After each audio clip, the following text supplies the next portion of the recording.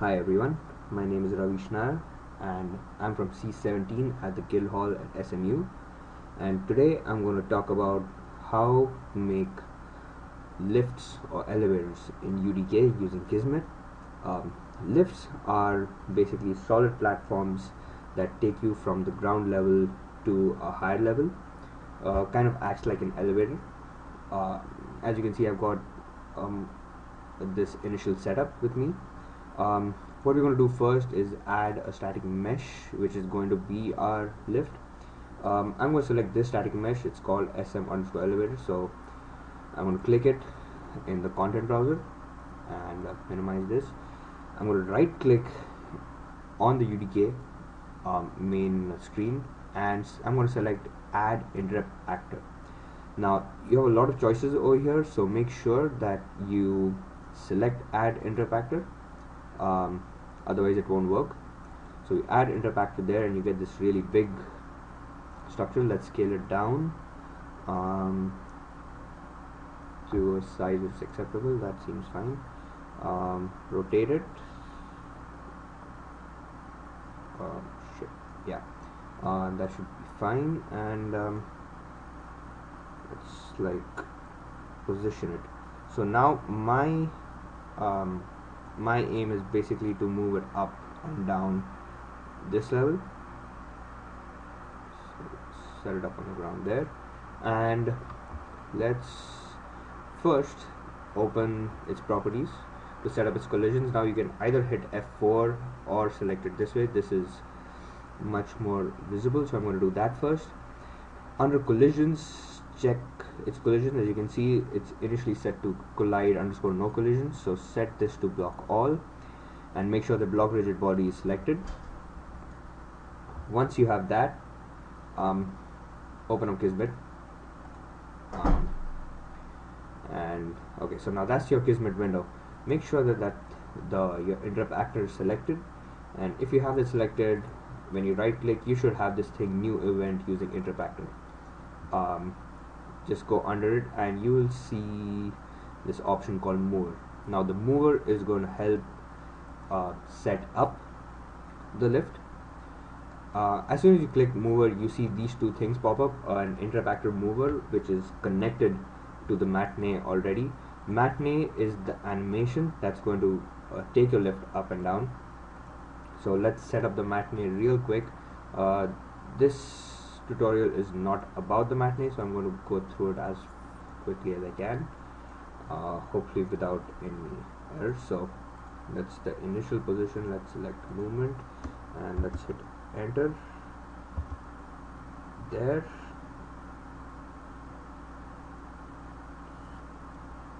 Get to the next part, go up here, hit enter there and select the loop to see if it works.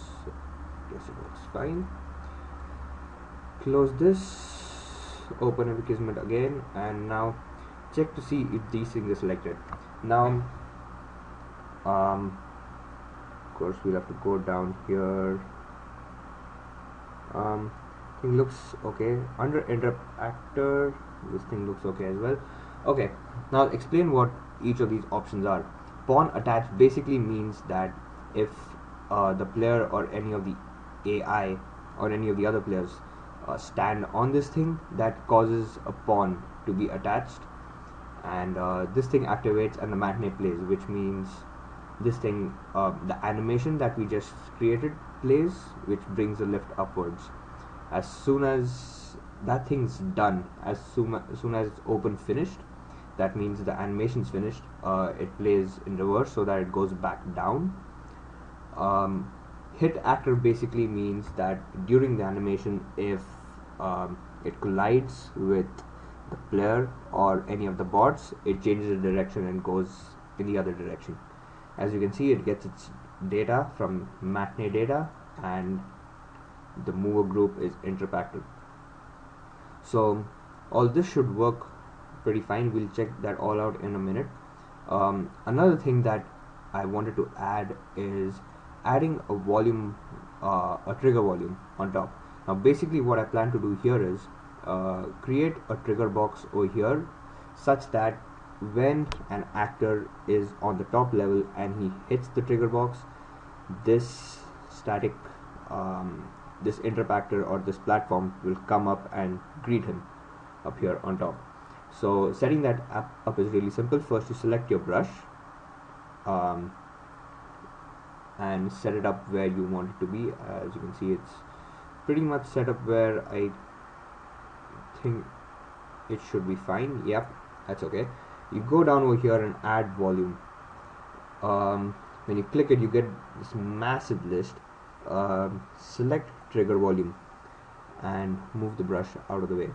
As you can see, now it's pretty much set up where we want it to, so we're not going to move it around much. We're going to hit F4. We select it to get the trigger volume thing up. Let's check its collisions. Touch all buttons, volumes, brush, yeah, all that seems fine. So now let's add it to our Kismet window. Make sure that it's selected. It is. Right click and we see new event using trigger volume. We're going to select touch. We select touch because we're setting it up in such a way that as and when a player touches this trigger box, it's going to play our animation. So let's move this around a little bit and make it a little tidier. So as and when somebody touches the trigger volume, we want the animation to play. There we go. And when somebody leaves the trigger box, we want it to play in reverse. So we hit untouched and put it on reverse. Click over here and make sure to set this maximum trigger count to 0, because if it's set to 1, that means it's only going to trigger once, and pretty much unless you're really skilled, on the first time you go up, you're going to hit the trigger box and kind of end the whole sequence. Anyway, so this thing looks like it's set up. Let's close that and let's as you can see, it's over here. We jump up and it takes us to the top. So that part should work well. Let's wait for it to go down. We should stick around a little bit. Yay. Okay. It's gone down. Let's call it back up. And there we go. It's back up. Go down to this and it takes us back down.